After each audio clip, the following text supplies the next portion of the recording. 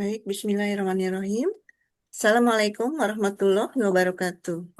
Waalaikumsalam Waalaikumsalam warahmatullahi warahmatullahi wabarakatuh. wabarakatuh. Alhamdulillahirabbil alamin wassalatu wassalamu ala sayyidil mursalin nabiyina Muhammad wa ala alihi washabihi ajmain.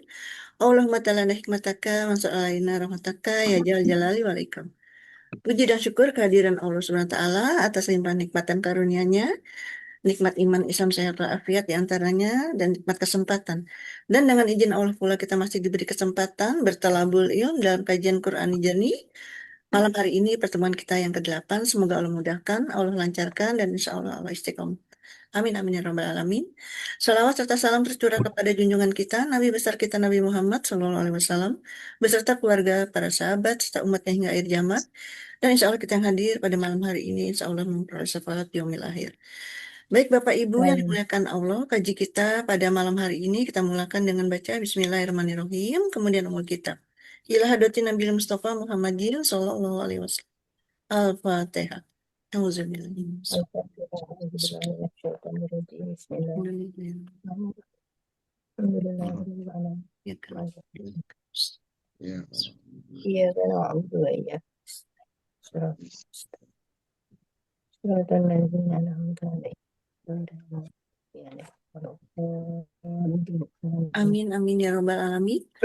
Alhamdulillah telah hadir yang terhormat Ustadz Nas. Apa kabar Ustadz?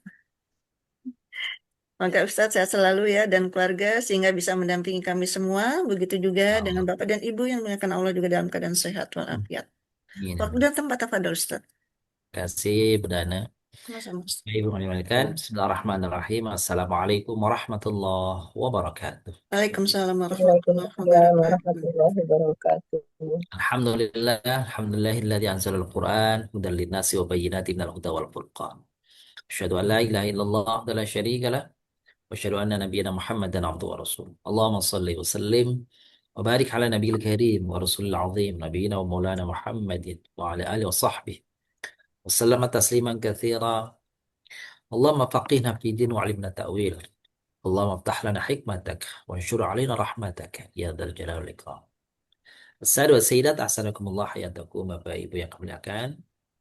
Alhamdulillah dengan izin Allah tadi pertemuan kembali dalam majelis virtual ilmu Quranic Journey kita untuk membahas tafsir ayat surat As-Saff. Hari ini kita memasuki surat As-Saff ayat 9.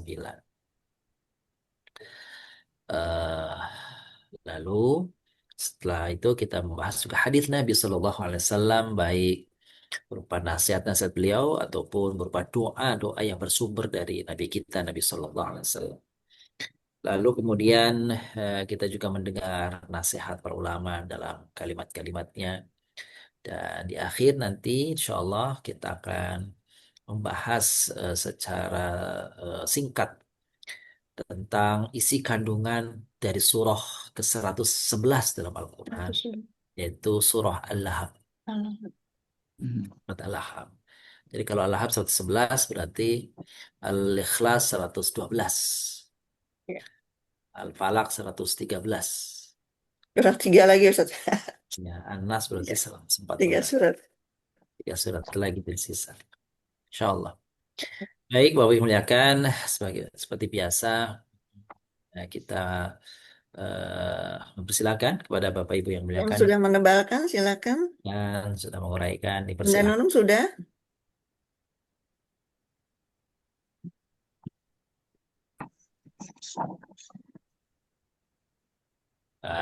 Kita lihat ya, ya. Geser ke kanan sedikit Bun. Nah ya.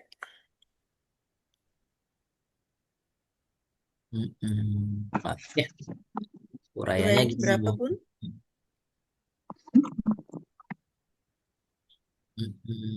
Pada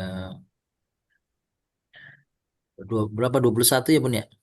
Eh, berapa cuma itu? Iya, 21. 21 Ustadz. 21 betul ya? Ya, Masya Iya. Allah. Alhamdulillah. Banyak nih ya Bu. Lanjut dengan Pak Herman sudah? Monggo Pak Herman. Oke, Oh, mana nih? Betul, boleh. kelihatan nggak, Ustaz? Iya, sebentar nanti tengah kelihatan ini. Kelihatan ke atasan dikit ya. Ah, ya. Oke, oke ininya ya. Ya, selanjutnya Boleh. Apa Ini namanya? uraiannya Ustaz. Kayaknya mm, eh, berapa udah ketemu Pak Herman? Ada itu 21. 21 Sama ya. sama ya berarti. Alhamdulillah. Alhamdulillah, barakallahu fiik. Lainnya bunga, Bunda Bunga sudah? Bunda Tin? Bu, Bunda Ika Ya, udah belum, Bun? Masih dikerjain baru Ustaz. dikerjain kelihatan. Baik, baik, baik. Gak apa-apa, Bun. Nanti kita kalau sudah selesai, Iya. Bun. Bunda Tin sudah, Bun? Sudah, Ya, mangga. silakan ya. Sebentar ya. Alhamdulillah. Ayo, Bun. Mana, Bun? Punten, maaf, baru selesai sholat. Maaf, punten ya. Baik. Ya, nggak apa-apa ditunggu, Bun. Ininya apa? Menebalkannya ini. Mm-mm. Menebalkannya Iya. ini, Ustaz.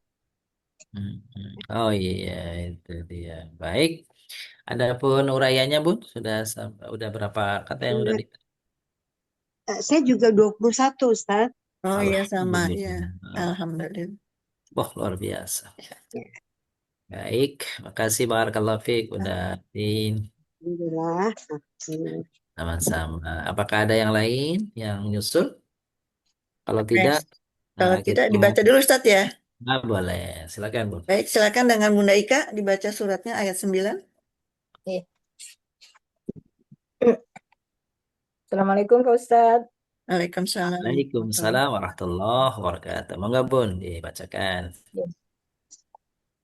A'udzu billahi minasyaitonir rajim. Bismillahirrahmanirrahim.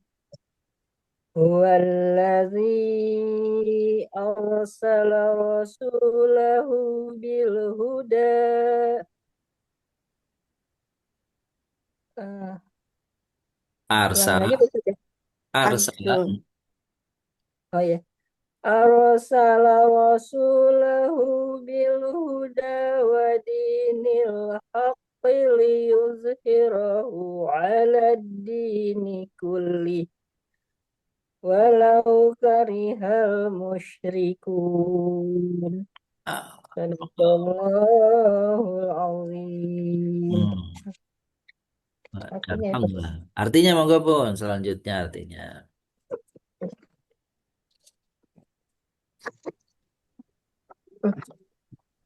Hmm. Dialah yang mengutus rasulnya dengan membawa petunjuk dan agama yang benar agar Mm-mm. dia mengunggulkannya atas semua agama walaupun orang-orang musyrik tidak menyukai. Alhamdulillah. Barakallahu fiik. Bunda Ika atas perkenan membaca Al-Quran. Mudah-mudahan yang membaca, kita yang mendengarkan, semuanya beroleh berkah Amin. rahmat dari Allah SWT. Amin ya Rabbal alamin. Amin ya Rabbal alamin. Ayat yang dibacakan oleh beliau tadi adalah surah As-Saff ayat 9.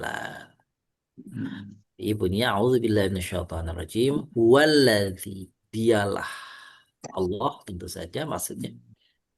Alladzi, zat yang arsala, mengutus, telah mengutus.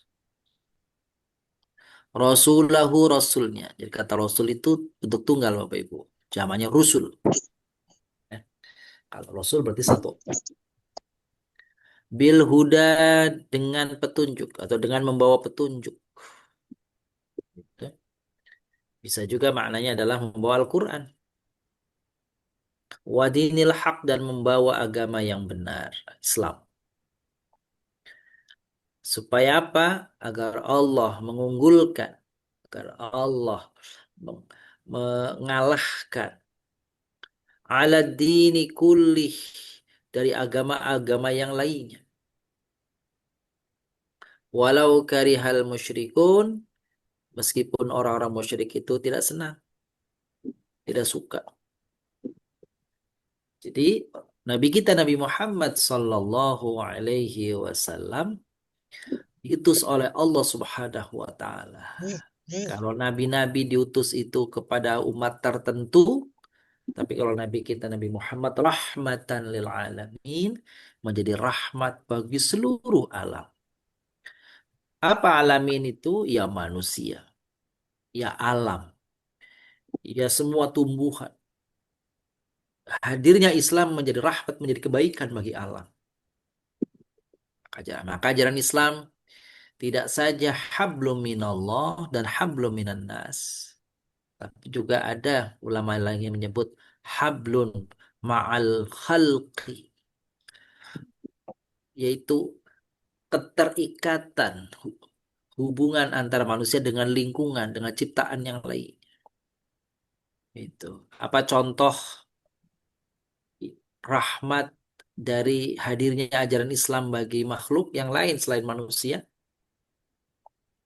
Misalnya hadis Nabi Shallallahu Alaihi Wasallam menyatakan, "Idza dzabahtum fa ahsinu dzibhah wal yuhidda syafrotah." Apa maknanya? Kata Rasul, jika salah seorang dari kalian ingin menyembelih hewan, maka hendaklah dia berbuat baik di dalam menyembelih. Tuh, menyembelih itu nggak bisa sembarangan, nggak boleh menyiksa sebenarnya. Ya. Fal yuhidda syafrotah, hendaklah dia menajamkan pisaunya, goloknya yang digunakan untuk memotong. Sehingga apa tuh?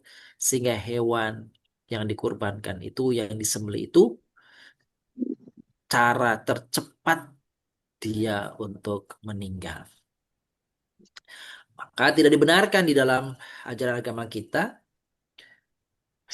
membunuh hewan tidak dari urat urat lehernya, kerongkongannya, urat apa namanya, urat saluran makanannya, saluran nafasnya. Tidak boleh di luar itu kecuali dua, belalang dan ikan. Kalau belalang dan ikan tidak perlu disembelih. Tapi yang lain-lain itu harus disembelih. Dan disembelihnya jika itu berkaitan dengan hewan yang jinak, maka hewan itu mesti disembelih di arah daripada lehernya di sini. Itu ada saluran tadi itu saluran nafas, nyawanya, nafasnya, saluran apa namanya hulkum untuk makanannya, nafas dan sebagainya. Itu dia. Kecuali kalau hewannya, binatangnya adalah bukan yang dalam keadaan dikuasai. Misalnya kalau orang berburu, maka kalau orang berburu terkena apapun itu menjadi halal buruannya. Tapi ketika masih hidup, maka dia harus disembelih.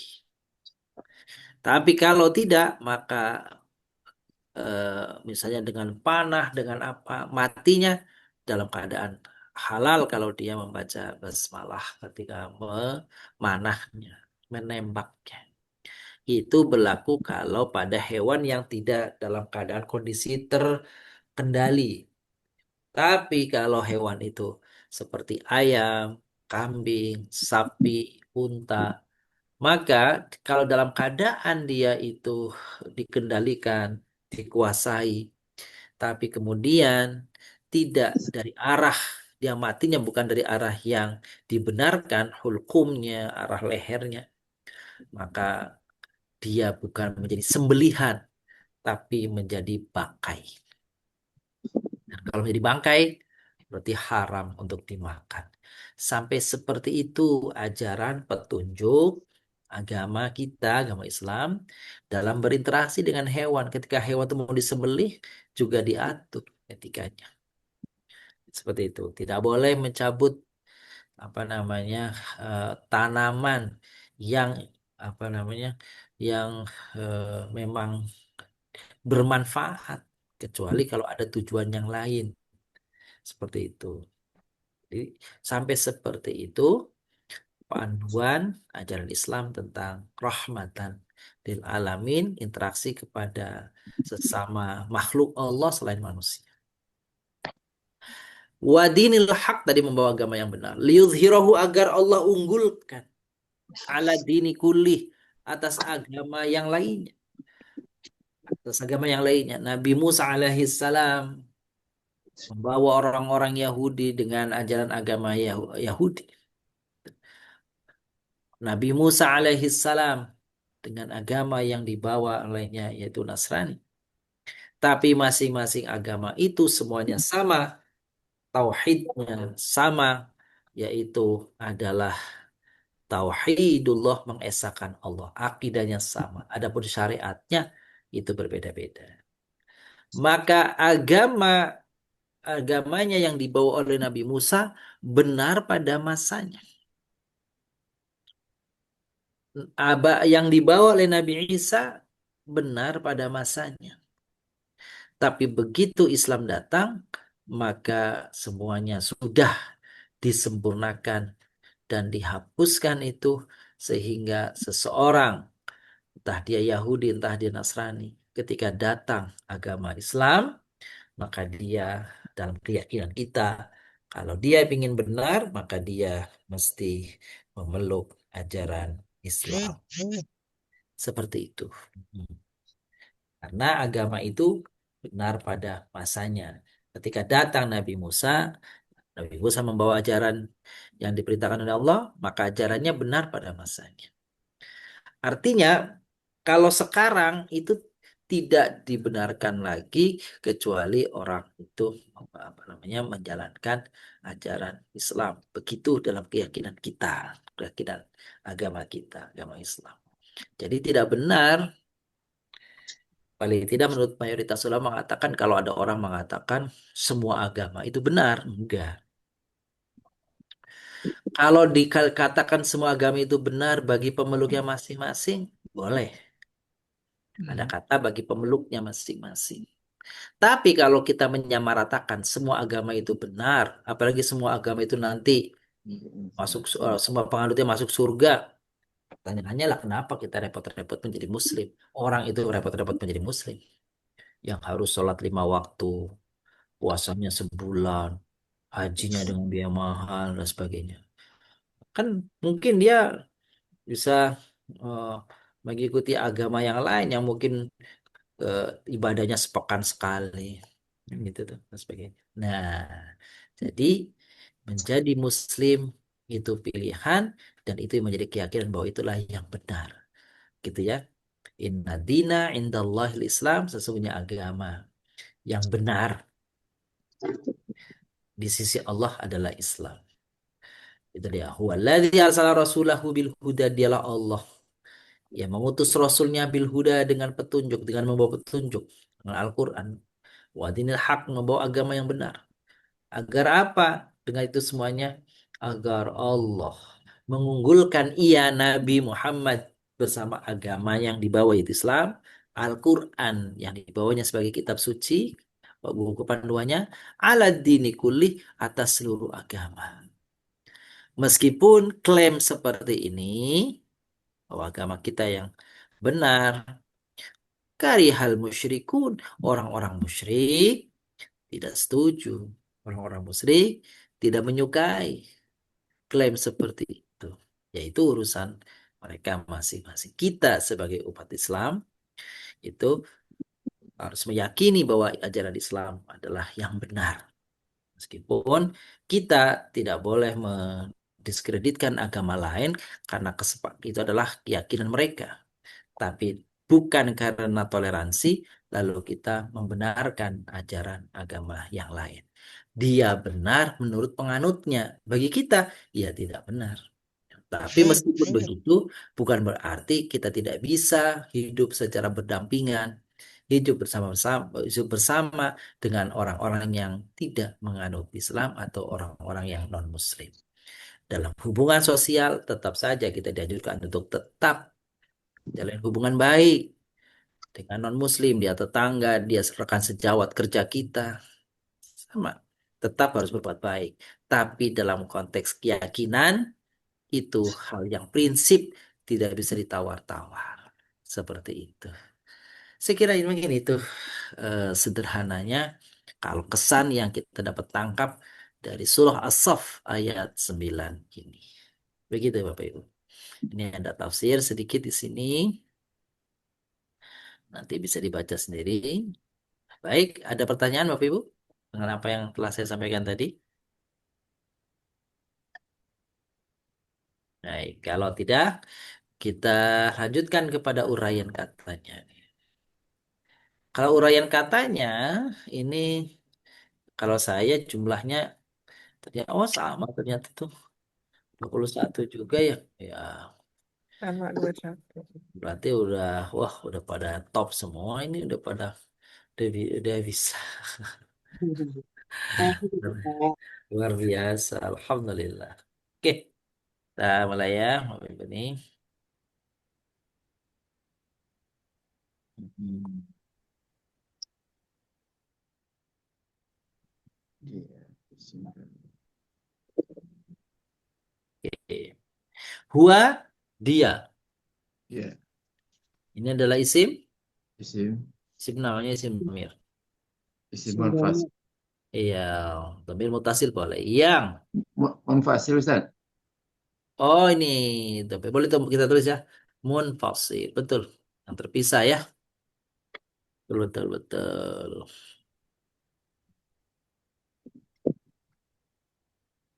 Oke. Arsala, mengutus.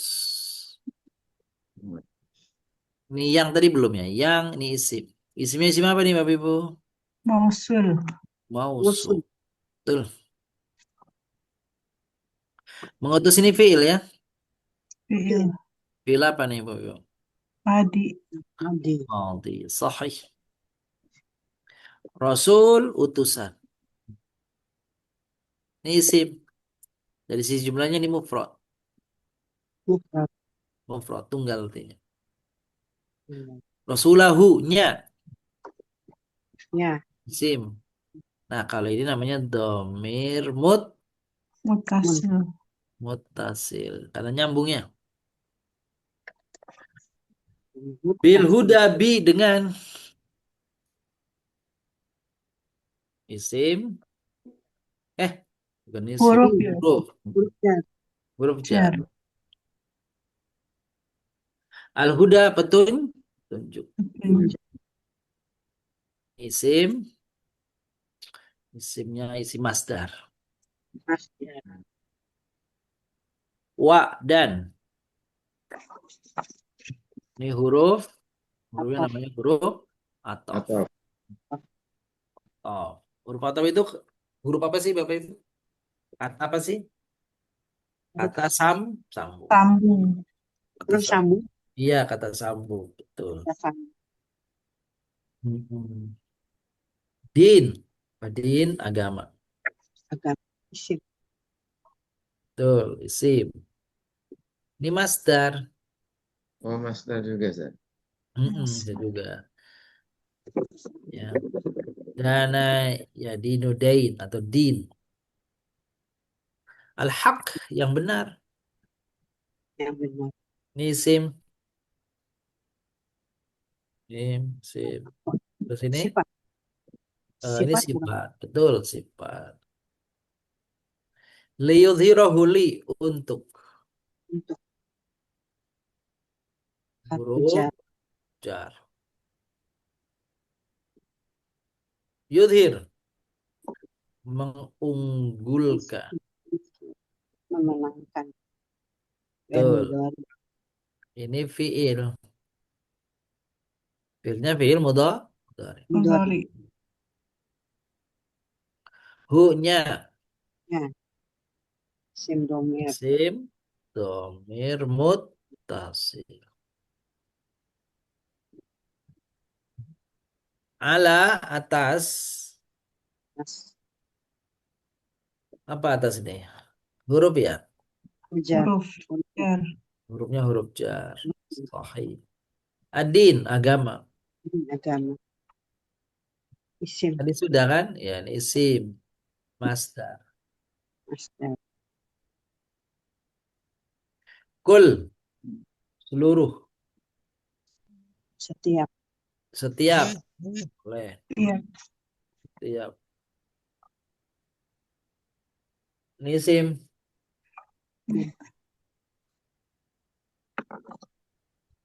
Ini namanya zorof. Zorof. Keterangannya. Hmm. Surah apa Ustaz? Ini zorof bisa kategorinya sebenarnya dia tergantung ya. Kulun itu kalau kula yomin berarti zorof makan gitu ya. Kalau kula makanin atau kula baitin zorof zaman. Jadi zorof yang ini dia tidak terkait dengan satu keterangan. Dia bisa waktu, bisa tempat itu kulun. Ya. Beda kalau apa misalnya kalau ida itu waktu mesti. Itu ya. Seperti indah, indah, indah itu bisa makan, bisa zaman. Hmm. Indah subhi berarti itu zaman. Benar. Indah baitikal muharram berarti makan. Dia itu Baik. ada zorob yang modelnya seperti itu tuh. Hu nya ini isim domir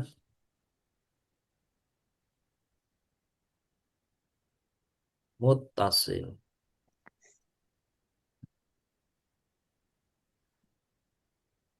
Wa dan ini huruf atof. Lau sekiranya ini huruf namanya huruf apa nih? Syarat. Kan? Huruf Bukan sama ya. yang kemarin ya Ustaz ya? Ya Oh, Ustaz. oh, syarat ya. Tamani bisa, syarat bisa tergantung ini ya. Syarat ya. Jadi lau itu Bapak Ibu bisa Ya. syarat, bisa tamani namanya. Tamani Hmm. gitu ya. Jadi kalau ya sekiranya itu kan gitu. Jika sekiranya itu bisa menjadi syarat, bisa juga dia huruf tamani ya. Seandainya bisa juga tuh lau seandainya ya. Syarat dan taman. Seandainya ya. Walau karihal kafirun di sini artinya kalau di sini artinya meskipun ya. Meskipun Meskipun orang-orang ada yang tidak menyukai. Oke, kariha membenci. benci. Ini fiil, fiilnya fiil madhi. Maaf. Kafirun orang-orang kafir. Musik. Ini isim sifat. Sifat. Al-kafirun atau al-musyrikun ya Ustaz ya? Musyrikun atau kafirun ya? Musyrikun ya yang dulu ya kafirun ya. Sekarang musyrikun Terakhir. ya. Sebentar kita cek atas walau karihal musyrikun. Musyrikun betul Bu, bukan kafirun. Kalau kafirun pada ayat sebelumnya ya. Ya. Iya. Iya. Berarti orang-orang musyrik. Sama tetap ya, sim dan sifat. Gitu. Baik, ini dia dari sisi lafaz pada ayat-ayat tersebut ya. Pada ayat 9 yang kita baca tadi. Baik. Kita lanjutkan Bapak Ibu. Tanya Ustaz dulu tak? Dulu Oh aja. boleh, silakan Pak Herman. Kalau pekan yang lalu, walau, wawnya itu hal Ustaz. Oh hal ya. Sedangkan, sedangkan ya, meskipun sedangkan. Oh gitu, Pak Herman lalu ya.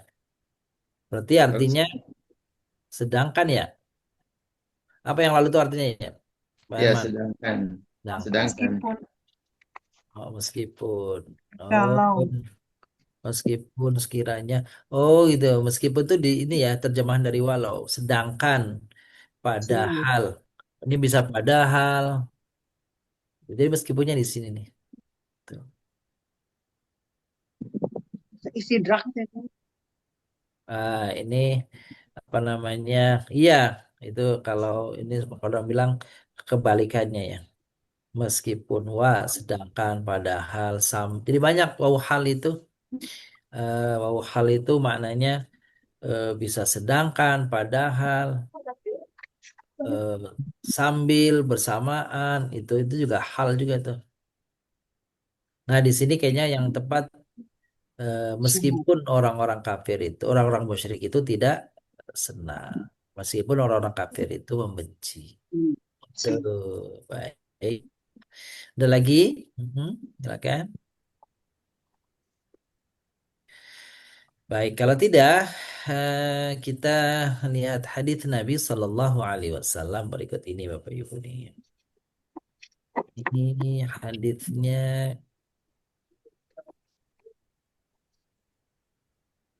silakan. Siapa yang baca, Bu Ana nih? Kita lihat. Silakan dengan Bunda Tin. Enggak benar. Mana?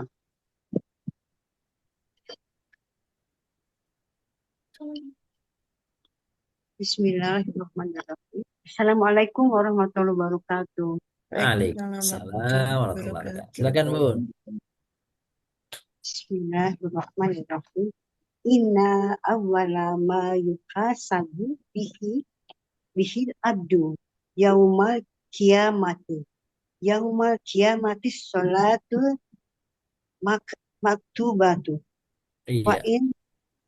in atammaha wa walla Wa illa, wa illa kila wa illa kilan unzuru lahu min taqau tatawu'in. Tatawu'in. min taqau Betul. min taqau wa in kana lahu tatawun ukmilat ukmilat Ukmilatil faradah.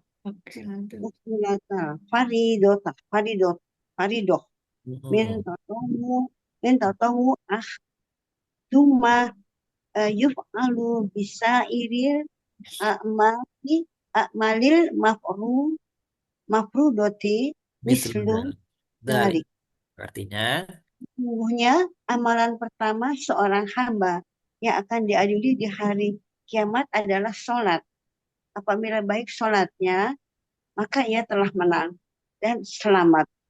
Namun apabila rusak sholatnya, maka dia telah celaka dan merugi. Hadis Nabi Shallallahu Alaihi Wasallam. udah sampai situ, Bun. Ya. Hmm. Di belakang masih ada, Bun. Dan jika kurang sholat wajibnya, Iya. Allah berfirman, lihatlah apakah hambaku memiliki sholat sunnah, maka dengan sholat sunnahnya disempurnakanlah sholat wajibnya. Kemudian semua amalan dihisap seperti itu. Hadis riwayat At-Tirmizi. Alhamdulillah, makasih Bunda Tin. Ini ada hadis yang mirip-mirip begini ya, Bapak Ibu ya. Ada hadis mirip-mirip begini nih. Inna awwalu ma yuhasabu bihil abdu yaumal qiyamah. Amalan yang pertama-tama atau hisab yang pertama-tama tegakkan kepada seseorang mukmin, orang mukmin ya. Orang mukmin, orang muslim. Kalau orang kafir tidak ada. Ulama mengatakan tidak ada hisab bagi orang kafir. Kalau orang kafir nggak dihisab, langsung dilempar aja. Oh, Iya. Jadi yang dihisab itu karena ada kebaikan keburukannya. Lah kalau nggak ada kebaikannya mau diapain? Nggak usah ya, dilempar aja langsung gitu. Itu pendapat sebagian ulama begitu. Jadi hisab itu adanya kepada orang-orang yang mukmin, orang yang muslim. Ya mungkin selain ada amal baiknya, ada amal buruknya. Coba lihat, gitu kira-kira. Nah, yang akan diperiksa terlebih dahulu adalah sholat maktubah kalau di sini. Kalau dalam hadis lain sholatnya aja. Yang dilihat pertama sholat yang wajibnya nih. Gimana nih? Fain atamaha, kalau dia menyempurnakannya sholat itu udah selesai dia. Aman dia tuh. Kalau sholat wajibnya sempurna, aman dia. Nah, sholat wajib itu disebut sempurna paling tidak apabila memenuhi dua syarat, Bapak Ibu. Ada dua hal dianggap orang tadi melaksanakan sholat, menyempurnakan sholatnya. Sempurna dalam menghafal sholatnya. Pertama, apabila dia sholatnya terpenuhinya syarat dan rukun. Syarat dan rukunnya terpenuhi itu. Ketika melaksanakan Hmm. sholat, syarat dan rukunnya terpenuhi. Itu yang pertama. Yang kedua, dia istiqamah dalam sholatnya, langgeng dalam sholatnya. Sholat fardu ya, sholat fardu. Langgeng dalam sholatnya. Itu dia. Nah, itu paling tidak. Nah, kalau misalnya dalam sholatnya tadi ada yang kurang-kurang, ya kurang-kurang. Syarat rukunya ada yang kurang sempurna. Itu tuh. Rukunya ada yang kurang terpenuhi. Gitu. Kadang-kadang juga ada yang kelewat. Waktunya udah mepet, harus sholat. Atau bahkan mungkin terlewat. Kalau itu yang terjadi, apa? Wa illa qila, maka kalau itu terjadi, qila dikatakan. Diperintahkan oleh Allah. Ungzuru hallahu min tatawwu'. Lihatlah. Lihat, dia punya amalan-amalan sholat sunnah nggak? Tahu. Tatawwu itu sholat sunnah maksudnya. Gitu tuh. Fa'in kana lahu tatawu'un ukmilatil faridatu min tatawu'ihi. Kalau orang itu memiliki sholat-sholat tatawu, sholat-sholat sunnah, maka sholat fardu yang kurang-kurang tadi itu ditambal, disempurnain, dilengkepin, digenepin sama sholat-sholat tatawu'nya, sholat sunnah. Begitu. Tsumma yuf'alu bisaidil a'malil mafrurati min dzalik. Lalu kemudian setelah itu dilakukanlah, dihisablah amalan-amalan yang lainnya. Ada hadis yang lain yang mirip dengan ini, bunyinya, yang pertama-tama akan dihisab dari seorang hamba di hari kiamat adalah salatnya. Jika salatnya baik, maka seluruh amalan lainnya akan menjadi baik. Bila salatnya buruk, maka semua amalan lain, amalan lainnya akan ikut buruk. Itu menunjukkan, Bapak yang muliakan, betapa pentingnya daripada sholat. Tidak bisa ditinggalkan. Kalau dia tidak bisa sholat berdiri, dia bisa duduk. Kalau tidak itu dia berbaring. Bahkan kalau dia di dalam perjalanan, dia boleh mengqasar, boleh menjamak. Gitu kan? Seperti itu. Kalau dia tertinggal, dia qadha. Sampai seperti itunya tuh. Ada qadanya. Jadi betapa pentingnya orang melaksanakan sholat. Bahkan sholat di dalam waktu peperangan, keadaan genting, tetap sholat. Bagaimana caranya? Bahkan kalau pada suasana yang mungkin genting, maka sholat itu dilakukan dengan cara apa saja yang bisa dilakukan. Sambil berjalan, sambil berlari, sambil apa namanya, sambil mungkin merangkak dan sebagainya. Semampu yang bisa dilakukan, lakukan. Itulah bagaimana ibadah sholat dilakukan karena begitu pentingnya. Sehingga dalam keadaan apapun, jangan tinggalkan sholat. Karena kita mungkin sholat wajibnya ada yang kurang-kurang, kurang dari sini, kurang dari dalam hal ini dan itunya, maka kita apa namanya eh, sempurnakan, tambah, jangan tinggalkan sunnah-sunnah. Supaya kalau nanti sholat kita ada yang kurang-kurang, mudah-mudahan ditambal, dipenuhi, disempurnain sama yang sunnah-sunnahnya itu. Itulah kira-kira Bapak Ibu pesan hadisnya begitu tuh. Baik. Ada yang ingin disampaikan? Ditanyakan perkara sholat ini? Ya Ustaz, tanya Ustaz. Silakan. Silakan Pak Herman, Fadal. Ya tadi ada kata-kata langgeng. Iya. Nah, apakah kalau kita lagi sholat itu ya kebanyakan yang saya alami pikiran tuh kemana-mana Ustaz. Apakah itu Hmm, termasuk nggak langgeng atau gimana Ustaz? baik. Langgeng yang dimaksud di dalam penjelasan syarat orang disebut mendirikan sholat itu artinya langgeng itu terus menerus, tidak bolong-bolong, Hmm. tidak lubang-lubang, tidak sholatnya tidak kalau lagi mood aja. Kenapa kamu lagi kenapa nggak sholat? Lagi nggak mood, loh kok sholat kok matmut begitu. Sholat nggak ada urusan matmut ya tetap aja harus sholat. Itu. Nah, kalau yang disebut Pak Herman tadi, mungkin kekhusyuan sholat gitu ya. Iya, ya. Ya, itu bagian daripada syarat dan rukun, sebenarnya ada bagian daripada adab sholat. Gitu ya. Salah itu tadi khusyuk. Itu. Dia bukan bagian daripada syarat dan rukun, tetapi dia menjadi kesempurnaan sholat. Betul tuh Pak. Jadi termasuk kita kalau susah khusyuk itu ya itu berarti disitulah itu. Kita nggak sempurna dalam sholat tuh. Hmm. Karena kita tahu sholatnya kadang-kadang nggak khusyuk, maka kita butuh sholat sunnah kita untuk menyempurnakan itu, Bapak Ibu. Gitu. Jadi jangan merasa sudah cukup, salah udah laksanakan sholat 5 waktu, belum tentu sholat 5 waktunya. Kadang-kadang nggak sempurna, ya itu. Saya kira itu, Pak Herman. Pak Ustadz mau Syukran. bertanya, Boleh, Bu Ustadz, Ika. Silakan, Bu Ika, ya. Bunda Ika. Boleh. Tadi kan yang untuk sholat-sholat sunnah itu ialah untuk yang menambal ya, untuk sholat-sholat yang wajib yang tidak Wajib, terpenuhi. betul. Nah, ini untuk sholat sunnah itu termasuk yang sholat duha, sholat apa ya, sholat malam itu termasuk juga tidak Ustadz? Atau hanya rawatib saja? Nah, benar.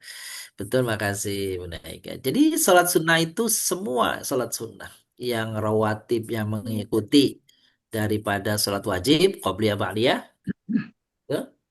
Termasuk sholat-sholat yang tidak mengikuti sholat-sholat yang ba'diyah, apa yang sholat wajib. Duha, kan gitu ya. Iya, Sholat tahajud, sholat tahiyatul masjid, sholat istikharah, sholat hajat, ya sebagainya lah, sholat duha dan yang lain. Nah itu semua sholat sunnah masuk kategori sunnah, Ibu. Jadi tidak mesti apa namanya sholat yang namanya sholat-sholat rawatib. Secara kualitas kedudukan maka sholat sunnah itu dibagi dua. Ada yang namanya muakkadah, ada yang ghairu muakkadah. Gitu ya. Yang muakkadah itu juga ada yang diantaranya mengikuti sholat fardu. Seperti yang muakkadah itu misalnya ba'da maghrib ya. iya. Sebelum subuh, sebelum dan sesudah Sebelum sesudah isya, sebelum dan sesudah zuhur, sesudah iya. isya. Nah itu tuh, itu yang muakkad. Tapi Maaf. yang ghairu muakkad prinsipnya sebelum sholat itu ada sholat sunnah. Sebelum sholat wajib ada sholat sunnah qobliyah. Iya. Ya, meskipun misalnya nggak ghairu muakkad, tidak tidak dianjurkan, tidak sangat dikuatkan, tidak sangat ditegesin. Misalnya qobliyah maghrib ada maghrib, tapi nggak muakkad namanya. Qoblal isya ada isya, tapi ghairu muakkad. Sebelum asar ada, tapi ghairu muakkad. Gitu. Jadi kalau qobliyah ada semua. Yang nggak ada itu ba'diyah. Ba'diyah. Boleh, ya Ba- nggak apa-apa, sore nggak apa-apa. gitu. Mm. Ya Itu ya. udah, ntar Ya. itu ntar biaya Tinggal tiketnya Ya, kamu transfer ya, ke terima situ kasih Pak gimana? Ustadz. Same-same. Boleh saya tanya Pak Ustadz? Boleh, Bu, silakan. Ya, maaf nih, santri kalong nih, kadang-kadang nongol kadang enggak nih. Saya mau tanya, Monggo. ini tadi kalimatnya sesungguhnya amal malam pertama seorang hamba yang akan diadil ada di hari kiamat adalah sholat. Betul. Pertanyaannya, bagaimana menyempurnakan? Tadi kan kalimat sempurnanya seseorang itu kan sholatnya. Betul. Sebelumnya dia tidak pernah sholat, bukan bolong-bolong lagi tidak pernah sholat. Dengan sholat. Nah, bagaimana menyempurnakan sholatnya ketika dia sudah selesai taubat atau sudah kembali ke iman? Mhm. Bagaimana menyempurnakan? Kalau apakah harus dikodo atau harus membayarnya bagaimana? Karena selama ini tidak sholat. Masya Mohon Allah. petunjuknya. Terima kasih. Masya Allah. Ini yang sering kadang-kadang ditanyakan orang seperti itu. Beliau nih, seperti yang disampaikan oleh Pak Supriyono. Bapak Ibu yang muliakan, ada dua pendapat ulama yang saya sering sampaikan dalam konteks ini. Jadi gini Bapak Ibu, orang meninggalkan sholat itu ada dua macam. Ada orang meninggalkan sholat karena sengaja, gitu ya. Ada orang yang meninggalkan sholat tanpa sengaja, tidak disengaja, gitu ya. Jadi ada orang yang meninggalkan sholat tanpa sengaja, tertidur, terlupa, begitu. Maka baginya cukup, ulama sepakat dalam hal ini, cukup baginya melakukan namanya qadha sholat. Qadha sholat. Apa qadha itu artinya? Mengganti sholat yang dimaksud setelah waktunya berlalu. Jadi namanya qadha itu berarti waktunya udah lewat. Nah, qadha ya, itu dia qadha. Nah, lalu kemudian bagaimana dengan orang yang tidak sholat tetapi waktu tidak sholatnya meninggalkan sholatnya sengaja? Begitu. Maka ada dua pendapat yang saya ingin kemukakan di sini. Pendapatnya Imam Maliki, Imam Madhab ya, Madhab Maliki, dan Imam Syafi'i, rahimahumallah. Semoga Allah merahmati keduanya. Kata Imam Maliki, pendapat beliau, orang-orang yang meninggalkan sholat wajib dengan sengaja, dengan sengaja, tanpa alasan udhur syar'i, tanpa ada alasan lupa dan sebagainya, kata Imam Malik, maka orang tersebut tidak perlu atau tidak bisa menggantinya dengan sholat apa. Sholat yang tertinggal dengan sengaja itu nggak bisa digantikan, kata Imam Malik. Maka bagi dia harus banyak memperbanyak, harus banyak-banyak sholat sunnah dan taubat kepada Allah. Itu pendapatnya Imam Malik. Jadi orang yang meninggalkan sholat dengan sengaja, sholat yang ditinggalkan sengaja itu nggak bisa tergantikan dengan sholat yang lain. Sholat wajib yang lain maksudnya ya. Ya udah selesai. Gitu. Waktunya kalau lewat ya udah selesai.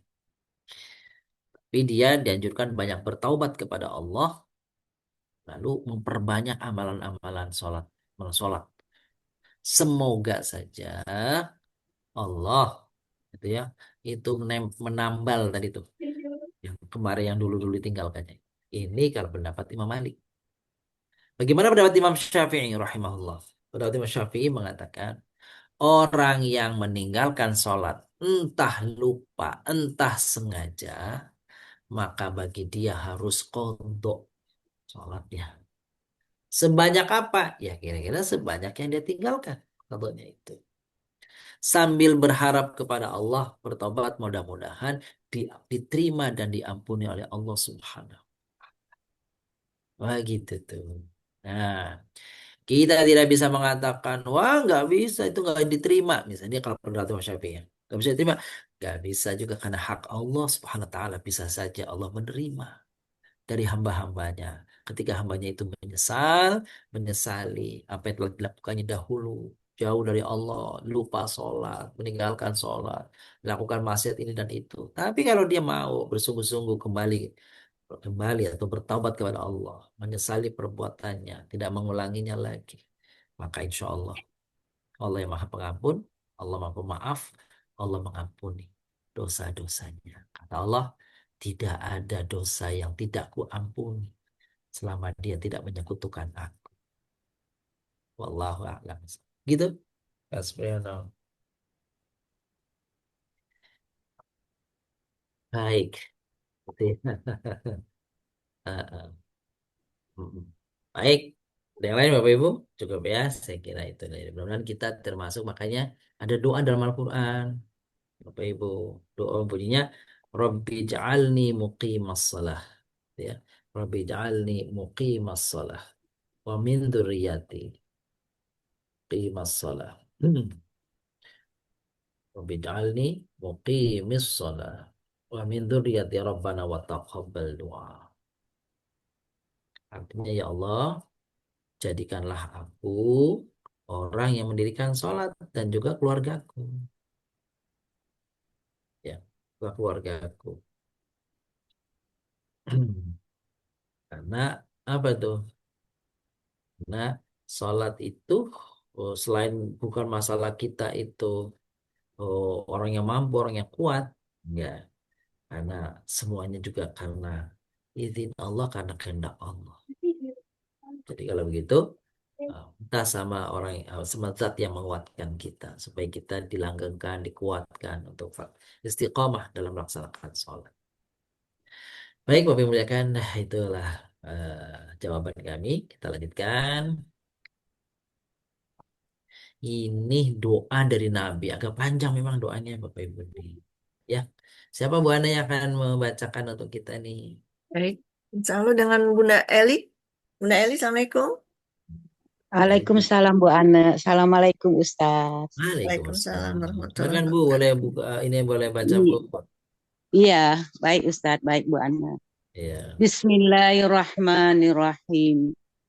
Allahumma inni as'aluka min khairi kullihi ajilihi wa jilihi ma'alimtu minhu wa ma lam a'lam. Wa na'udzu bika min syarri kullihi ajilihi wa jilihi ma'alimtu minhu wa ma lam a'lam.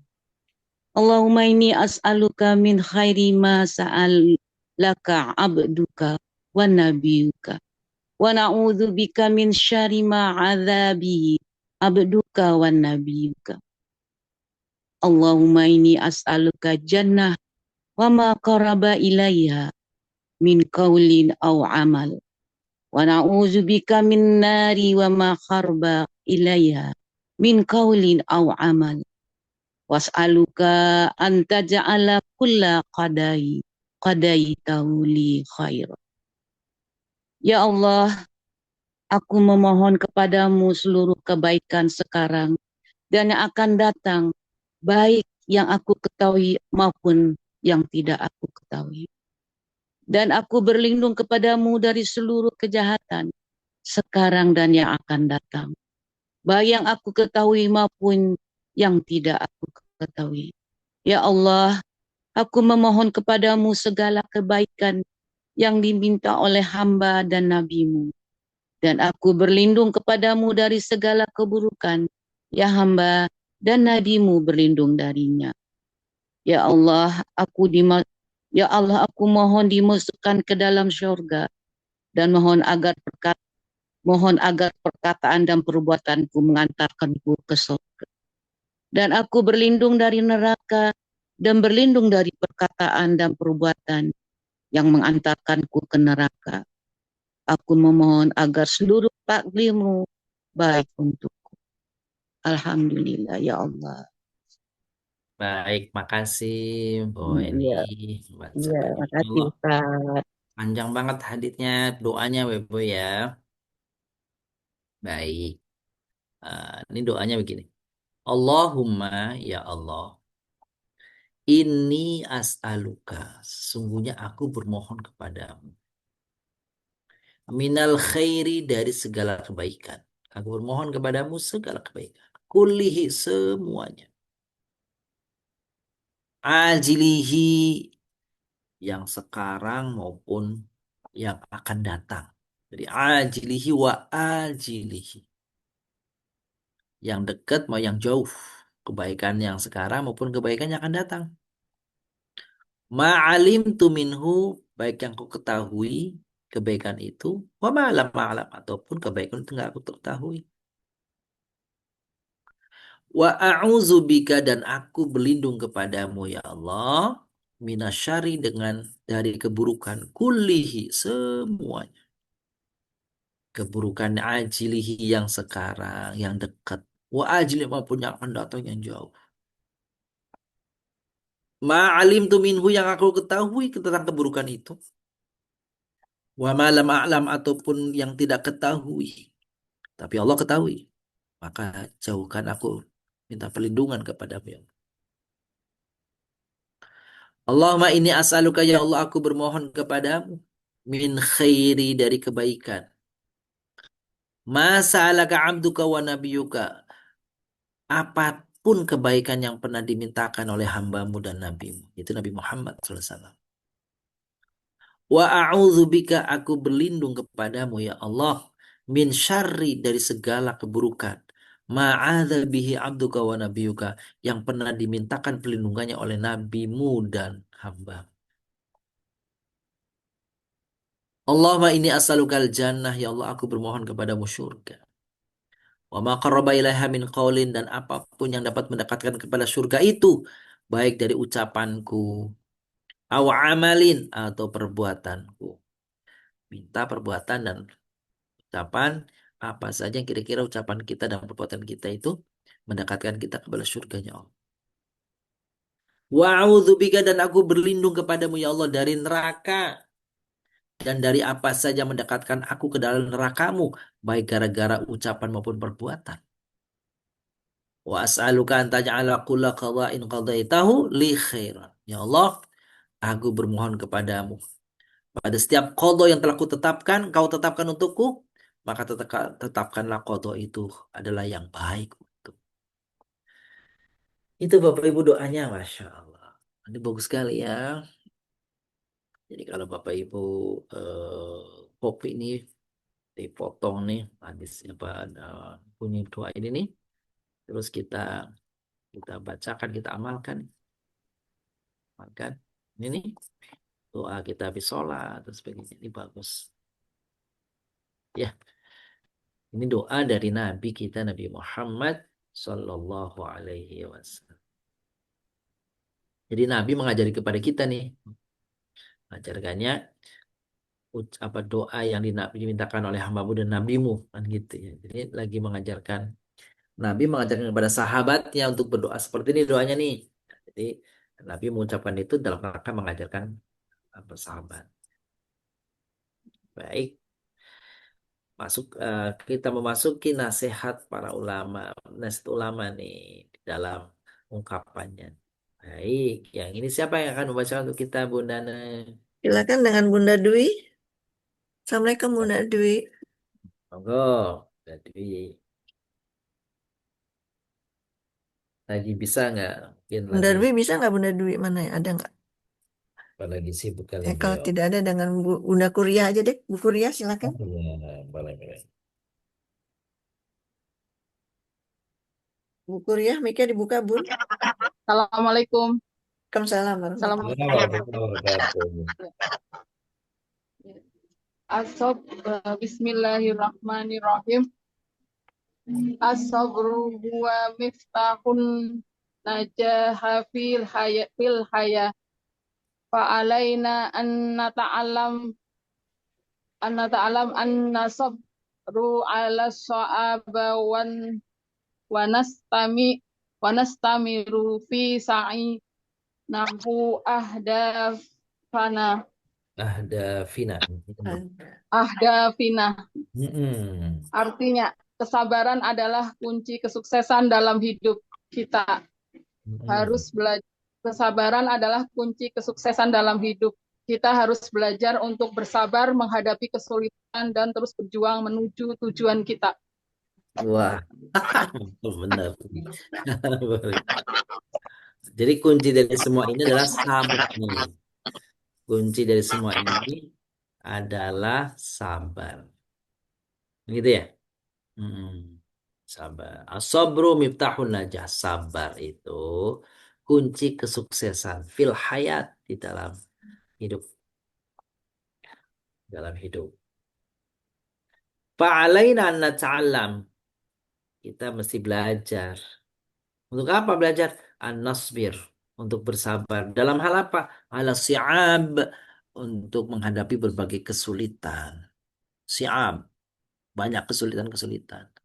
Wa nastamiru fi sa'i. Dan kita harus terus fokus. Berusaha. Ya. Nahwa hadafina. Untuk memperoleh, mencapai, mengarah kepada tujuan kita. Inti daripada pesan ini adalah sabar. Ya. Allah sendiri, Allah SWT ingin dalam ayatnya akan innama yuwaffas sabiruna ajrohum ajruhum bi ghairi hisab. Innama yuwaffas sabiruna ajruhum bi ghairi hisab. Jadi orang-orang yang sabar itu kata Allah akan disempurnakan apanya? Pahalanya tanpa perhitungan, tanpa hitung-hitungan. Itu saking besarnya pahala daripada orang-orang yang bersabar atau pahala kesabaran itu. Gitu, Bapak Ibu. Jadi ini mah nasihat ulama ya untuk kita nih tentang makna sabar, Hmm, tentang sikap sabar. Baik, kita lanjutkan. Nah, ini surat Al-Lahab. Al-Lahab. Itu surat keberapa sih Bapak Ibu tadi sudah kita lakukan ya? 111. 100. 111.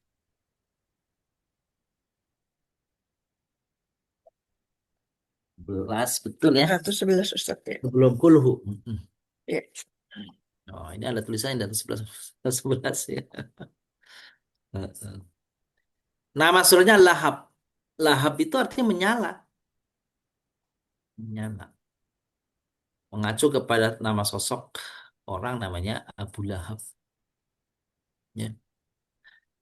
Nah, jadi memang surat ini diarahkan bahwa surat ini diarahkan memang kepada Abu Lahab. Gitu. Jadi Bapak Ibu coba ini bukti kebenaran Al-Qur'an ya. Kan Al-Qur'an itu eh, tidak mungkin ada kedustaan, tidak mungkin ada apa namanya ketidakbenaran. Itu pasti benar Quran itu. Padahal ketika ayat Quran ini turun, ketika Al-Quran ini turun, ayat ini turun, itu sosok Abu Lahab masih sehat bugar, itu. Tapi dikecam oleh Al-Quran. Kalau Al-Quran bicara tentang Fir'aun, Fir'aunnya udah lewat, udah mati. Jadi diceritakan kejelekan-kejelekannya memang terjadi pada masa itu sebelum. Bercerita tentang orang-orang yang apa namanya tentang Samiri, tentang siapapun di dalam Al-Quran, orang Yahudi gitu dulu zamanya Nabi Musa. Itu memang udah lewat masalahnya. Jadi tinggal mengungkapkan fakta-fakta yang sudah terjadi. Tapi ini bicara tentang Abu Lahabnya masih hidup. Tapi dikecam oleh Al-Quran, gitu ya, dikecam oleh Al-Quran keburukannya. Kalau Abu Lahabnya itu misalnya di akhir masanya itu jadi baik, jadi mukmin, Islam, berarti nggak sesuai dengan Al-Quran, kan gitu. Maka tidak terjadi itu. Jadi tetap sampai kematiannya Abu Lahab itu buruk. Coba kalau Abu Lahabnya jadi baik, berarti Al-Qurannya nggak benar dong. Ya, jadi Al-Quran itu pasti benarnya. Silsilah Abu Lahab, kita perlu tahu sedikit tentang Abu Lahab. Menurut pandangan tradisional, Abu Lahab adalah paman dari Nabi Muhammad SAW. Nama lainnya sebenarnya nama lain Al-Masad, surat Al-Masad ya. Masad. Mendapatkan nama dari ayat, ya, mendapatkan namanya dari ayat terakhir, Hablum mim Masad. Itu paman Nabi. Nama lain surat ini dari kalau Al-Masad nama lainnya surat ya. Tali dari sabut yang menyebut bahwa tali tersebut diikatkan kepada leher istri Abu Lahab di neraka karena terang-terangan membenci agama Islam. Di masa hidupnya, nih, ia bangga mengenakan kalung mewah yang membuatnya terkenal dan alhamdulillah untuk menebarkan fitnah. Ini istrinya Abu Lahab namanya Ummu Jamil. Ya, oke. Itu sedikit tentang kenapa itu apa tadi namanya seperti itu. Sekarang identitas suratnya. Surat Al-Lahab ini termasuk surat Makkiyah, berarti turun di Makkah. Surat ini juga dinamakan surat Al-Masad, nama lainnya ya. Ada juga yang menyebutnya nama lainnya adalah surat Tabat. Jadi kalau ada orang bilang baca surat Tabat, ya emang ada yang menyebut begitu. Tuh, ada 3 berarti Al-Lahab, Al-Masad, Tabat. Menempati urutan ke-6 dalam urutan diturunkannya Al-Quran. Jadi kalau ke-6 berarti masih awal-awal ya. Surat pertama itu surah Al-Alaq, Al-Mudaththir, Al-Muzammil. Itu kan masih awal-awal tuh. Ini surat ke-6. Lagi Nabi melaksanakan dakwah di Mekah. Surat diturunkan setelah surat Al-Fatihah dan sebelum surat Al-Kautsar. Ya. Cirinya surat itu turun di Mekah itu pendek-pendek suratnya. Maka juz amma itu rata-rata datangnya di Mekah. Meskipun ada di Madinah, tapi rata-rata di Mekah. Berapa ayat jumlah surat Al-Ahzab? 5 ayat. Berapa kata? 23 kata. Berapa huruf? 77 huruf. Itu dia identitas daripada surat ini. Sekarang kita masuki munasabat. Munasabat itu berarti persesuaian antara surah ini dengan surah sebelumnya. Munasabah surat surat menurut bukan menurut ya. Munasabah surah Al-Lahab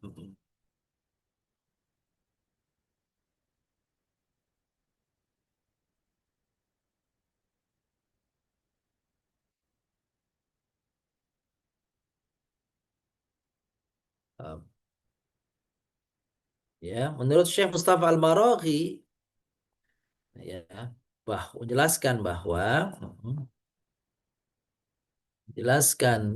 bahwa munasabah surat Al-Lahab dengan surat sebelumnya itu sebagai berikut.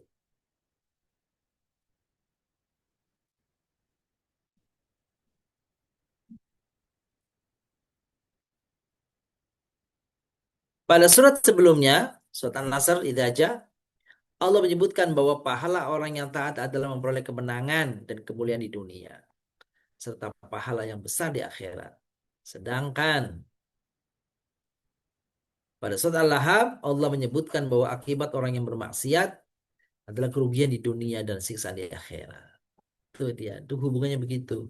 Pada surat An-Nasr, idza jaa nasrullah, janji kemenangan karena taat, karena patuh. Sedangkan pada surat Al-Lahab adalah ancaman keburukan bagi orang yang ingkar. Sababun nuzul. Apa kisah di balik turunnya surat ini? Ini panjang, apa namanya, teks hadisnya. Kita terjemahkan saja. Telah menceritakan kepada kami Abu Quraib, Muhammad bin Al-A'la. Telah menceritakan kepada kami Abu Usamah Al-A'mashi dari Amr bin Murrah, dari Sa'id bin Jubair, dari Ibni Abbas. Ia berkata, manakala turun ayat, dan berilah peringatan kepada kerabat-kerabatmu, hai Muhammad yang terdekat, wa'arid. Ya. Jadi berikanlah peringatan kepada kerabat-kerabatmu. Wa'angzir ashiratakal aqrabin, begitu ayatnya ya. Wa'angzir ashiratakal aqrabin. Peringatkan keluarga kerabat dekatmu, hai Muhammad. Dan ayat kabilahmu yang ikhlas. Tuh. Ayat ini telah dinasak tilawah atau bacaannya sehingga tidak ditemukan dalam Al-Quran. Kata-kata kabilahmu itu. Rasulullah SAW keluar rumah hingga sampai di Bukit Sofa. Lalu berseru.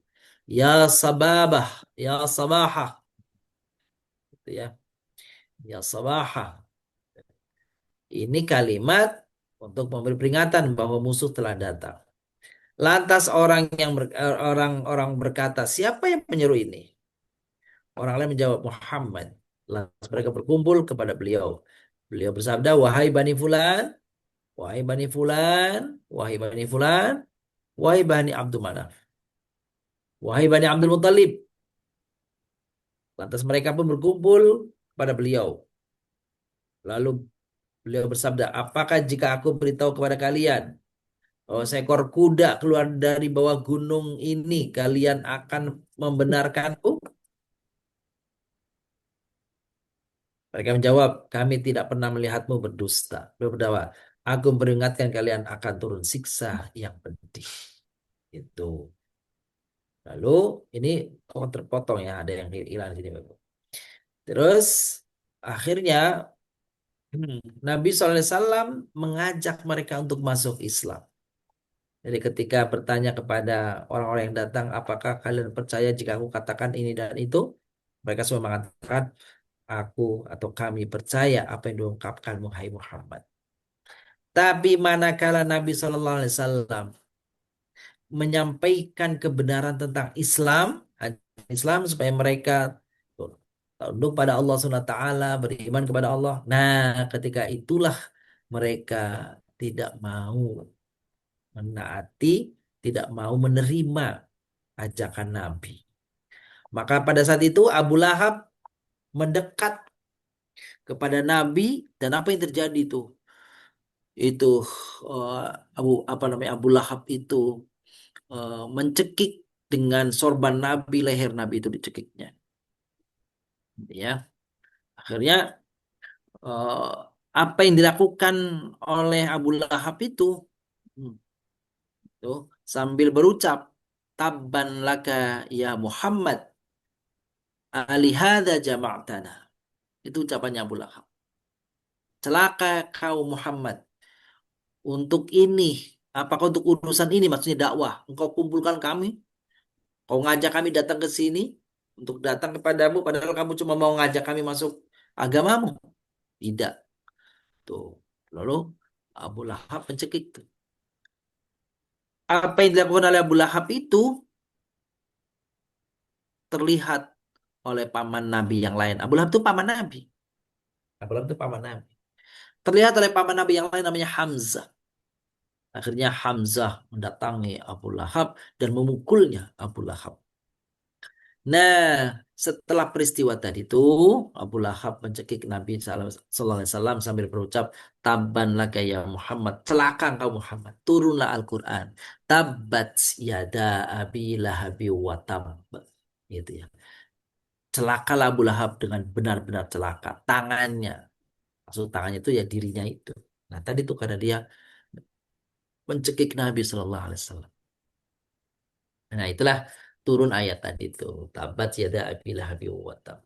Dan seterusnya ayat.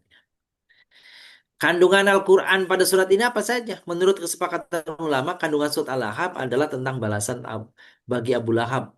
Nama aslinya adalah Abdul Uzza bin Abdul Muttalib. Ya.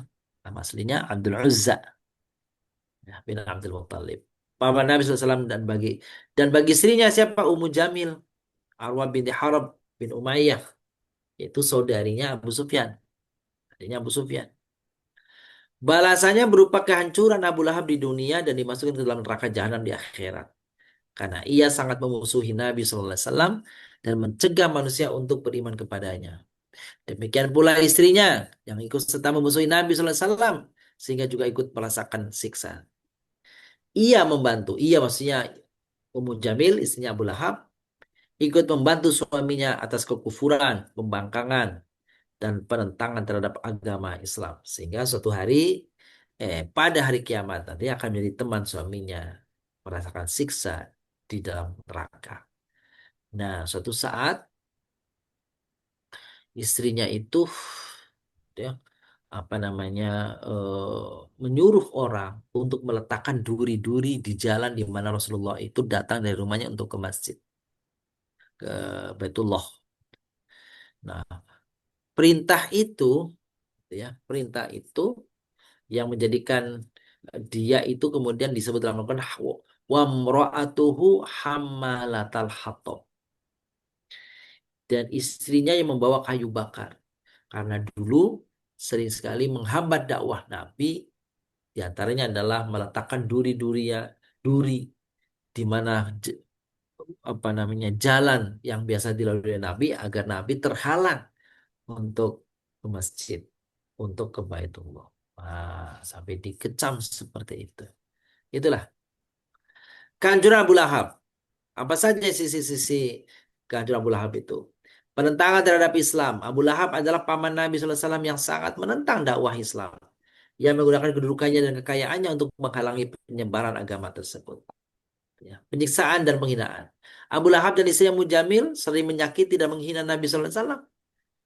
Mereka bahkan meletakkan kotoran duri di jalan yang dilalui Nabi SAW. Seperti yang saya ceritakan tadi. Tidak bermanfaatnya harta dan kedudukan. Ma'agna anhu ma'lahu. Ma'agna anhu ma'luhu wa ma kasab. Meskipun kaya dan memiliki kedudukan tinggi, Abu Lahab tidak dapat menggunakan kekayaannya untuk menghalangi diri dari azab Allah. Dan kematian Abu Lahab itu tragis. Bapak Ibu. Abu Lahab meninggal dunia dalam keadaan mengenaskan, terjangkit penyakit yang menjijikkan seperti taun atau lepra, dan keluarganya tidak berani jenazahnya, mendekati jenazahnya. Mereka mendorong jenazahnya dengan kayu ke dalam kubur. Jadi ada kisah meninggalnya Abu Lahab itu ini Bapak Ibu. Abu Lahab itu tidak ikut berperang perang Badar. Ya, maka dia kemudian memerintahkan kepada seseorang mewakili dia ikut perang Badar, dan orang itu dibayar untuk mengikuti perang Badar, menggantikan Abu Lahab. Setelah yang lain tokoh-tokohnya Abu Jahal berangkat, Utbah berangkat, Umayyah berangkat, pokoknya tokoh-tokoh besar itu berangkat ya ke medan pertempuran Badar, tapi Abu Lahab tidak. Setelah dapat berita gitu ya, setelah dapat berita tentang kekalahan daripada pasukan Quraisy, di mana Abu Lahab mendukung, mensupport, menyokong hartanya sebagian untuk perang Badar ini, terdengar bahwa itu kalah. Maka kemudian ingin memastikan daripada kekalahan itu, maka di dalam satu momen Abu Lahab itu nanya kepada pembantunya Al-Abbas. Al-Abbas itu juga paman Nabi, kakaknya Abu Lahab. Gitu ya, Al-Abbas namanya. Nah, ketika apa yang terjadi dia tanya itu pembantunya Maulanya Al-Abbas tadi, dan ketika menjelaskan Maulanya Al-Abbas tadi, pembantunya Al-Abbas tadi menceritakan kehebatan pasukan Islam, ya, pokoknya kehebatan di depan Abu Lahab yang lagi jengkel itu. Akhirnya dipukullah itu dia, si pembantu atau pelayan dari Pak Abbas tadi. Lihat pembantunya dipukul, maka istrinya Al-Abbas itu balik kemudian memukul Abu Lahab. Nah, ada kisah dari dipukul Abu Lahab inilah kemudian dia setelah itu sakit, panas berhari-hari. Nah, sampai puncaknya itu dia sakit, panas itu akhirnya dia mati. Ada juga yang mengatakan dia mati karena stres mendengar kekalahan pasukan Quraisy atas Nabi sallallahu alaihi wasallam dalam perang Badar. Nah, dia sakit yang terjadi adalah penyakit kulit, ya, penyakit kulit, sehingga kemudian apa yang terjadi, baunya kemana-mana, sehingga tidak ada di antara keluarganya pun yang mau menemaninya ketika dia sakit. Jadi betul-betul sengsara, betul-betul terhinakan Abu Lahab itu, sehingga Abu Lahab begitu mati, itu nggak ada yang berani mendekatinya karena baunya itu, sehingga untuk menguburkannya saja ada yang menyebut Abu Lahab itu jenazahnya didorong pakai kayu sampai masuk ke dalam lubang baru ditutup lubangnya. Jadi nggak berani mendekat, itu ya, mengkafani dan sebagainya. Tapi apa itu? Dilempar, didorong dengan kayu jenazahnya itu sampai masuk ke liang kubur, lalu kemudian ditimbunnya itu. Sampai seperti itu tragis kehinaan daripada kehidupan Abu Lahab di akhir hayatnya. Peringatan dalam Al-Quran. Surat Al-Lahab jadi peringatan bagi siapa yang menentang ajaran Allah dan memusuhi kebenaran.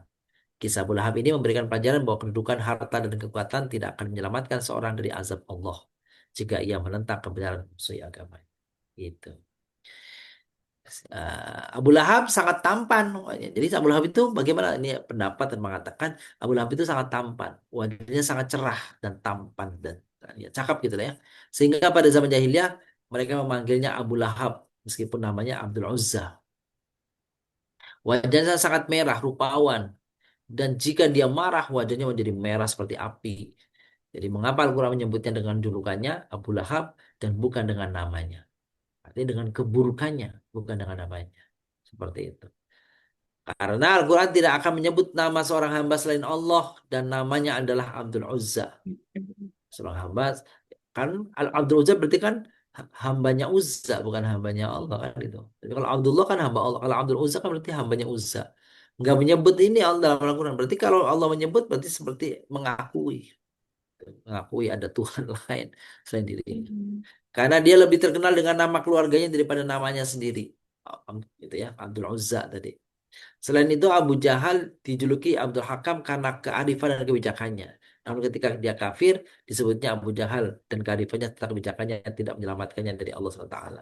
Nah kalau Abu Lahab ya tadi itu sebutan. Kalau Abu Jahal juga sebutan karena Al-Hakam nama asli Abu Jahal itu Al-Hakam. Sementara Abu Lahab namanya asalnya itu Abdul Uzza. Nah, justru yang dikenal adalah keburukannya. Abu Lahab memiliki 3 anak laki-laki yaitu Utsbah, Utaib, ya ada yang bilang Utaib, ada yang bilang Utaibah dan Mutaib. Ya. 2 yang pertama Utbah dan Mutaib masuk Islam pada hari penaklukan Mekah. Utbah dan Mutaib itu. Namun Utaibah yang ketiga ini Muslim, gitu ya. Lalu Umi Kulsum putri Nabi SAW menikah dengan Utbah, dengan Utaibah. Sedangkan saudara perempuannya Umi Kulsum, Ruqayyah menikah dengan Utsbah. Jadi 2 anak Nabi dinikahkan dengan 2 anaknya Abu Lahab. Ketika surat Al-Masad diturunkan kepada Abu Lahab, maka dia berkata kepada anaknya, kepalaku dari kalian kepada kalian adalah haram. Dengan kata lain, aku tidak akan lagi melihat kalian berbicara kepada kalian. Aku tidak akan berbicara kepada kalian jika kalian kecuali kalian menceraikan putri-putri Nabi. Jadi sudah menikah sebelum apa namanya Nabi diangkat jadi Rasul, sudah menikah tuh. Nah, ketika Nabi diangkat jadi Rasul mendakwahkan, maka tahu kalau ayahnya Umi Kulsum dan Ruqayyah ini mengajak kepada ketauhidan, sementara anaknya Abu Lahab itu adalah musyrik, maka anaknya disuruh cerai oleh bapaknya. Akhirnya diceraikanlah itu, dua-duanya itu, Umi Kulsum dan Ruqayyah. Pada perkembangan kemudian, Ruqayyah dan Umi Kulsum itu secara bergiliran kan kepada Utsman bin Affan, gitu ya. Tapi meskipun begitu, Utbah dan Mutaib akhirnya masuk Islam pada tahun ke-8 Hijriah pada saat peristiwa Fathu Makkah. Ketika anak yang jahat itu, yakni Utbah ingin pergi ke Syam bersama ayahnya, dia berkata, aku akan mendatangi Muhammad dan menyakitinya di dalam jiwa dan agamanya. Jadi ini anak yang ketiga namanya Utaibah ini nggak mau diajak masuk Islam, bahkan dia bilang apa tuh? Aku akan membuat Muhammad itu sengsara hidupnya. Ya.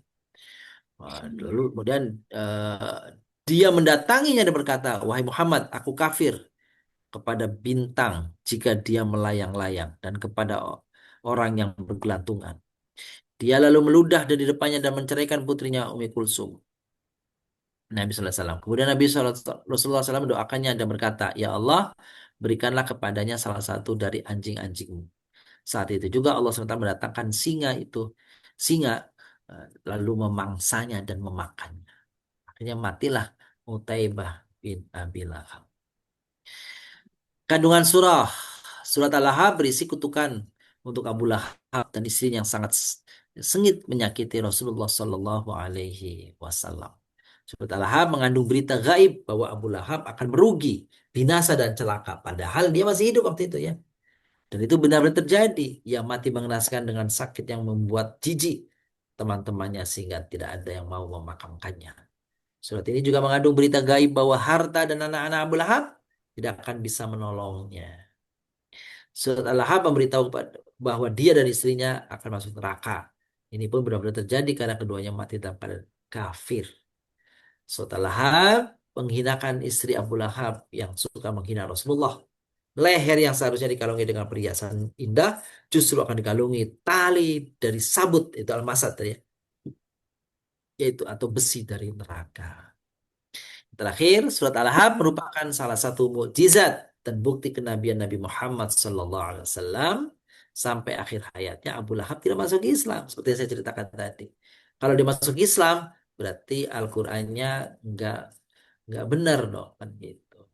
Padahal Padahal Al-Quran bicara waktu Abu Lahabnya masih hidup gitu. Dan sampai akhir hayatnya Abu Lahabnya tetap kafir berarti berkesesuaian dengan Al-Quran gitu ya. Maka ia benar-benar menjadi orang yang binasa dan celaka seperti disebut di dalam Al-Quran. Inilah kira-kira gambaran sederhana tentang surat Al-Lahab, surat ke-111. Demikian, Bunda Ana, apa ada yang ingin ditanyakan dari apa yang kami sampaikan ini? Dipersilahkan. Makasih Ustaz. Sami-sami. Baik Ustaz, kita sempurnakan dengan doa Ustaz. Silakan. Baik, Bapak yang muliakan. Alhamdulillah pada malam hari ini kita telah Alhamdulillah. menuntaskan apa namanya bahasan pada QG yang ke 9 ya, bukan 8 ya. Mudah-mudahan kita bisa lanjutkan di kesempatan berikutnya. Astagfirullahaladzim, astagfirullahaladzim, kulli dzambin adzim. Allahumma shalli wa sallim wa barik ala sayyidina Muhammad wa ala alihi washabihi ajma'in. Walhamdulillah. Allahumma anfa'na bima 'allamtana wa 'allimna uluman tanfa'una. Allahumma arzuqna fahman nabiyyin wa hifdzal mursalin wa ilhamal malaikatil muqarrabin bi rahmatika ya arhamar rahimin. Sallallahu ala nabiyyina Muhammad wa ala alihi wa sahbihi wasallam. Amin. Walhamdulillah. Amin amin ya rabbal alamin. Terima kasih Ustaz. Baik Bapak Ibu yang muliakan Allah, kaji kita pada malam hari ini kita tutup dengan doa kafaratul majelis. Subhanakallahumma wa bihamdika asyhadu alla ilaha illa anta astaghfiruka wa atubu ilaik. Makasih Ustaz, makasih Bapak Ibu. Mohon maaf lahir batin. Insyaallah kita jumpa minggu depan ya. Assalamualaikum. Terima Pinjillah. kasih Ustaz. Terima Terima kasih kasih. Sama. Sehat selalu. Assalamualaikum. Salam. Assalamualaikum Ustaz, terima kasih. Terima kasih. Izin live ya. Assalamualaikum. Semoga. Terima kasih. Sami-sami.